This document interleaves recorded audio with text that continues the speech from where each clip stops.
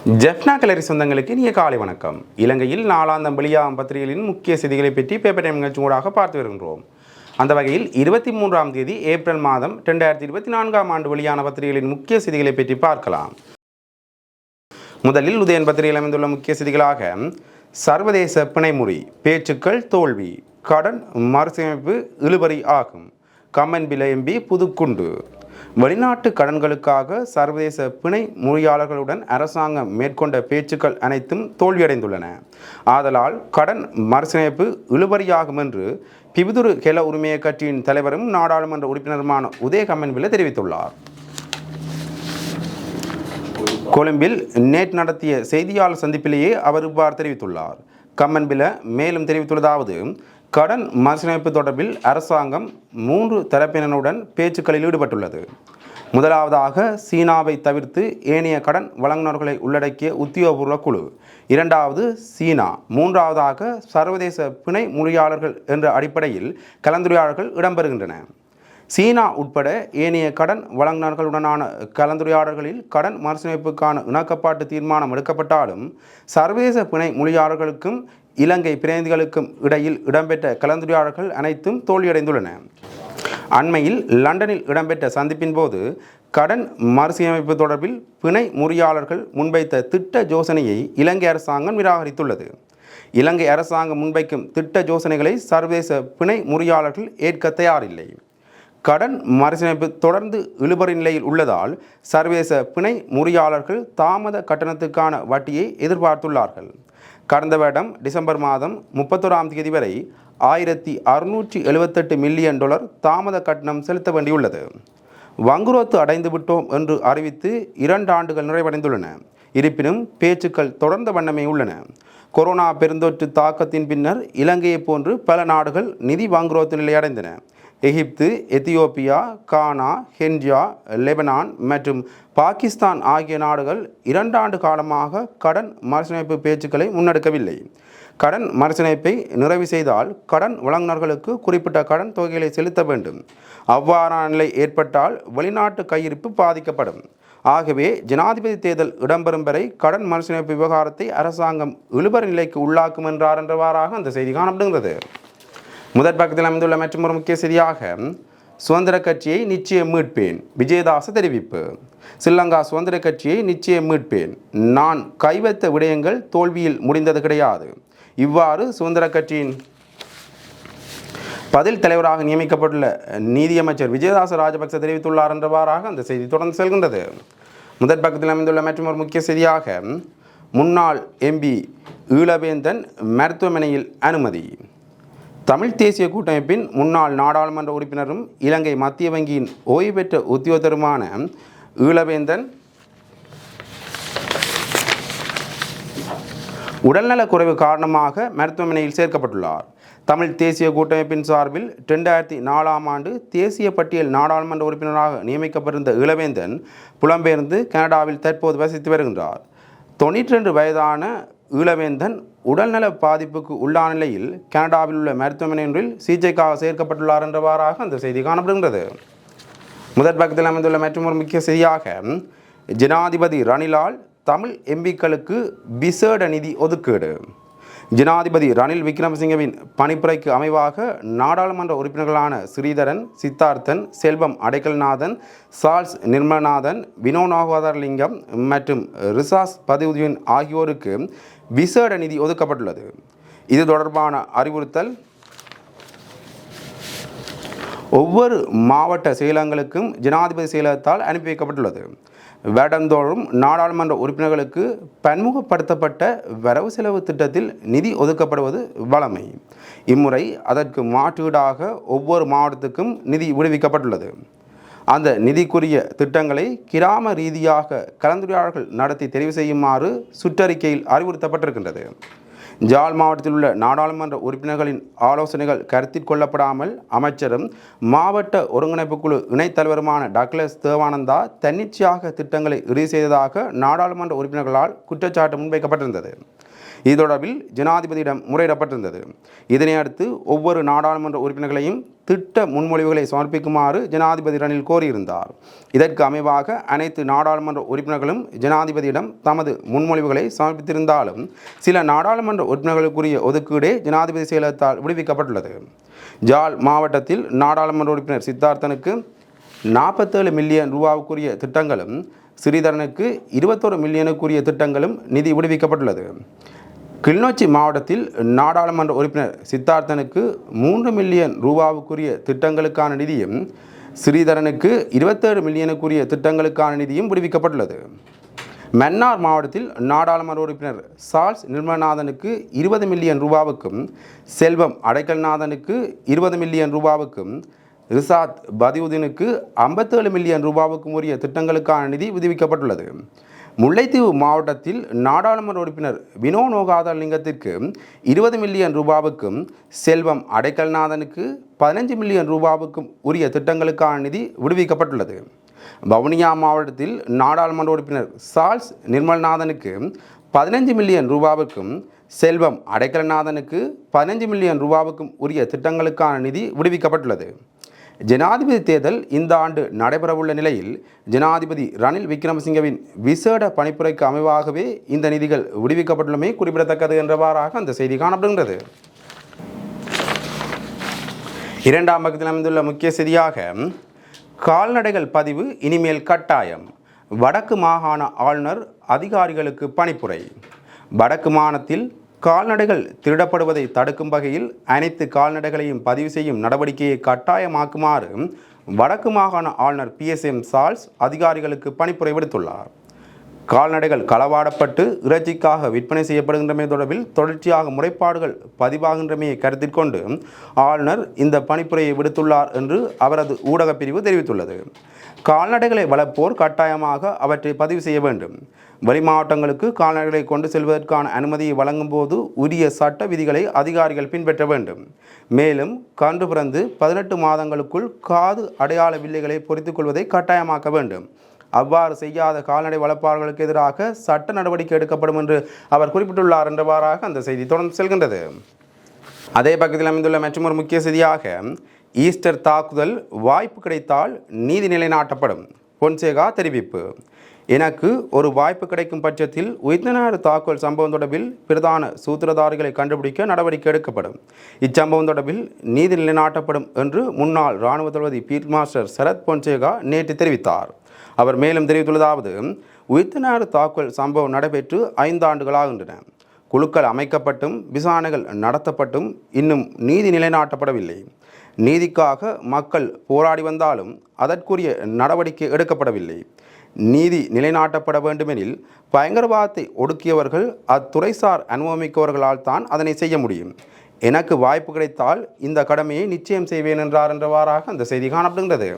மூன்றாம் பக்கத்தில் அமைந்துள்ள முக்கிய செய்தியாக மாணவருக்கான அரிசி தரமற்றது, பொது சுகாதார பரிசோதகர்கள் சங்கம் தெரிவிப்பு. பாடசாலை மாணவர்களுக்கு விநியோகிப்பதற்காக சேமித்து வைக்கப்பட்டுள்ள அரிசி தரமற்றது என இலங்கை பொது சுகாதார பரிசோதகர்கள் சங்கம் குற்றம் சுமத்தியுள்ளது. பாடசாலை மாணவர்களின் போசாக்கு திட்டத்திற்காக உலக உணவு திட்டத்தின் மூலம் இந்த அரிசி தொகை வழங்கப்பட்டிருந்தது. வேயாங்கொட பிரதேசத்திலுள்ள அரச உணவு களஞ்சியசாலையில் சேமித்து வைக்கப்பட்டுள்ள இந்த அரிசி பூச்சி சேதம் காரணமாக பாவனைக்கு தகுதியற்றதாக மாறியுள்ளது என்றும் அந்த சங்கத்தின் தலைவர் உப்புல் ரோகன தெரிவித்துள்ளார் என்றவாறாக அந்த செய்தி காணப்படுகிறது. இவை உதயன் பத்திரிகையில் அமைந்த முக்கிய செய்திகள். இனி வலம்புரி பத்திரிகையின் முக்கிய செய்திகளை பற்றி பார்க்கலாம். வலம்புரி பத்திரிகையின் முதற் பக்கத்தில் அமைந்துள்ள முக்கிய செய்தியாக வலம்புரியின் ஆசிரியர் தலையங்கத்துக்கு எதிராக வடமாகாண ஆளுநர் போலீசில் முறைப்பாடு, பிரதம ஆசிரியரிடம் போலீசார் வாக்குமூலம். வலம்புரி நாளிதழின் பிரதம ஆசிரியருக்கு எதிராக வடக்கு மாகாண ஆளுநர் திருமதி PSM சார்ல்ஸ் ஜாழ்ப்பாணம் போலீஸ் நிலையத்தில் முறைப்பாடு ஒன்றை பதிவு செய்துள்ளார். குறித்த முறைப்பாடு தொடர்பாக நேற்று ஜாழ்ப்பாண போலீசார் பிரதம ஆசிரியரிடம் இருந்து வாக்குமூலத்தை பெற்றுக்கொண்டனர். கடந்த மார்ச் மாதம் 18ஆம் தேதி வலம்புரி நாளிதழில் வெளிவந்த வடக்கு மாகாண ஆளுநருக்கு ஓர் அவசர மடல் என்ற ஆசிரியர் தலையங்கம் தொடர்பிலேயே ஆளுநரின் முறைப்பாடு அமைந்துள்ளது. குறித்த முறைப்பாடு தனது சேவைக்கும் கௌரவத்துக்கும் பங்கம் ஏற்படுத்தியுள்ளதாக வடக்கு மாகாண ஆளுநர் அந்த முறைப்பாட்டில் பதிவு செய்துள்ளார். இது தொடர்பில் வலம்புரி பிரதம ஆசிரியர் நல்லையா விஜயசுந்தரம் அவர்கள் நேற்றைய தினம் ஜாழ்ப்பாண போலீஸ் நிலையத்துக்கு அழைக்கப்பட்டு அவரிடம் இருந்து வாக்குமூலம் பெறப்பட்டதுடன் விசாரணையும் இடம்பெற்றது. விசாரணையின் போது ஆளுநரின் பிரதிநிதியாக பிரஸ்தாப முறைப்பாட்டை போலீஸ் நிலையத்தில் தாக்கல் செய்திருந்த வடக்கு மாகாண ஆளுநர் அலுவலகத்தின் கணக்காளர் அண்ணாமலை கலைச்செல்வனும் அழைக்கப்பட்டிருந்தார் என்றவாறாக அந்த செய்தி காணப்படுகின்றது. இரண்டாம் பக்கத்தில் அமைந்துள்ள முக்கிய செய்திகளாக போலீஸ் குழுக்களை அமைக்காத அதிகாரிகள் மீது நடவடிக்கை, அமைச்சர் டிரான் அலஸ் தெரிவிப்பு. சமூக போலீஸ் குழுக்களை அமைக்காத அதிகாரிகள் மீது மே 31ஆம் தேதிக்குள் நடவடிக்கை எடுக்கப்படும் என அமைச்சர் டிரான் அலஸ் தெரிவித்துள்ளார். நுவரெலியா போலீஸ் பிரிவுக்குட்பட்ட சமூக போலீஸ் குழு தொடர்பான செயலமர்வில் கலந்து கொண்டு உரையாற்றும் போதே அவர் இதனை தெரிவித்துள்ளார். மேலும் சமூக போலீஸ் குழுக்களை நியமிப்பதன் உண்மையான நோக்கம் பாதுகாப்பை உறுதிப்படுத்தும் நிகழ்ச்சி திட்டத்திற்கு மக்களை ஒன்று சேர்ப்பதாகும் என அவர் வலியுறுத்தியுள்ளார். இதேவேளை குறித்த நிகழ்வில் கலந்து கொண்ட போலீஸ் மா அதிபர் தேசபந்து தென்னக்கோன் இந்த சமூக போலீஸ் குழுக்களை ஸ்தாபிப்பதன் ஊடாக தேசிய பாதுகாப்பை உறுதிப்படுத்துவதற்கு தேவையான ஆதரவை கிராம மட்டத்தில் பெற்றுக்கொள்ள முடியும் என எதிர்பார்க்கப்படுவதாகவும் தெரிவித்துள்ளார் என்றவாறாக அந்த செய்தி தொடர்ந்து செல்கின்றது. அதே பக்கத்தில் அமைந்துள்ள மற்றொரு முக்கிய செய்தியாக அரசியல் கைக்கூலிகளாக புலனாய்வு அமைப்புகள் இருக்கக்கூடாது, சம்பிக்க தெரிவிப்பு. போலீசாரும் புலனாய்வு அமைப்புகளும் அரசியலில் கைக்கூலிகளாக இருக்கக்கூடாது என பாராளுமன்ற உறுப்பினர் பாட்லி சம்பிக்க ரணவக்க தெரிவித்துள்ளார். உயிர்த்தினார் தாக்குதலில் உயிரிழந்தவர்களை நினைவுகூரும் வகையில் அந்தோனியார் பேராலயத்தில் இடம்பெற்ற விசேட நினைவேந்தல் நிகழ்வில் கலந்து கொண்டு உரையாற்றும் போதே அவர் மேற்கண்டவாறு தெரிவித்துள்ளார். போலீஸ், குற்ற புலனாய்வு திணைக்களம் மற்றும் ஏனைய புலனாய்வு திணைக்களங்கள் சம்பந்தப்பட்ட அமைச்சர் அரசாங்கத்தின் கைக்கூலிகளாக மாறுவது பிரச்சினைக்குரிய விடயம் என அவர் சுட்டிக்காட்டினார் என்றவாறாக அந்த செய்தி தொடர்ந்து செல்கின்றது. அதே பக்கத்தில் அமைந்துள்ள மற்றொரு முக்கிய செய்தியாக விஜயதாசவின் அமைச்சு பதவி பறிப்பு, கட்சி உறுப்புரிமை நீக்கப்படும், பொதுஜன பெரமுன எச்சரிக்கை. விஜயதாச ராஜபக்ச ஸ்ரீலங்கா சுதந்திர கட்சியின் பதில் தலைவராக நியமிக்கப்பட்டுள்ளமை பாரதூரமான விடயம் என்பதுடன் அவர் கட்சி உறுப்புரிமை மற்றும் அமைச்சு பதவி ஆகியவற்றையும் இழக்க நேரிடும் என பொதுஜன பெரமுன தெரிவித்துள்ளது. இவ்விடயம் தொடர்பாக கட்சியின் பாராளுமன்ற உறுப்பினர் திஸ்ஸ குட்டியாராட்சி இதனை தெரிவித்துள்ளார். இவ்விடயம் தொடர்பாக அவர் மேலும் தெரிவிக்கையில், அமைச்சர் விஜயதாச ராஜபக்ச பொதுஜன பெரமுனவில் அங்கம் வகிக்கின்ற நிலையில் ஸ்ரீலங்கா சுதந்திர கட்சியின் பதில் தலைவராக நியமிக்கப்பட்டுள்ளமை பாரதூரமான விடயமாகும் என்று அவர் குறிப்பிட்டுள்ளார் என்றவாறாக அந்த செய்தி தொடர்ந்து செல்கின்றது. மூன்றாம் பக்கத்தில் அமைந்துள்ள முக்கிய செய்தியாக இந்திய அதிகாரிகளை சந்திக்க மைத்திரி மீண்டும் முயற்சி. அண்மையில் முன்னாள் ஜனாதிபதி மைத்திரிபால சிறிசேன தாய்லாந்தில் உள்ள தமது நண்பரான ரத்னகல் வர்த்தகர் முகமது அக்ரமின் அழைப்பிலேயே தாய்லாந்திற்கு தனிப்பட்ட பயணத்தை மேற்கொண்டுள்ளதாக தெரிய வந்துள்ளது. அதன்போது மைத்திரிபால இலங்கையில் இல்லாத நேரத்தில் அவரின் உதவியாளர்கள் என தங்களை வர்ணித்துக் கொள்ளும் 2 பேர் முன்னாள் ஜனாதிபதி சார்பாக இந்திய ராஜதந்திரிகளுக்கு குறுஞ்செய்திகளை அனுப்பியுள்ளதாக தெரிவிக்கப்படுகின்றது. குறித்த குறுஞ்செய்திகள் சந்திப்புகளை நடத்துவதற்கும் அவற்றை நடத்துவது சாத்தியமா என்பதை உறுதி செய்வதற்குமானவை என்றும் அறியப்படுகின்றது. எனினும் இந்த சந்திப்புகளுக்கு மைத்திரி ஒப்புதல் அளித்தாரா என்பது தொடர்பில் உடனடியாக தெரியவில்லை என ஆங்கில செய்தித்தாள் ஒன்று குறிப்பிட்டுள்ளது என்றவாறாக அந்த செய்தி தொடர்ந்து செல்கின்றது.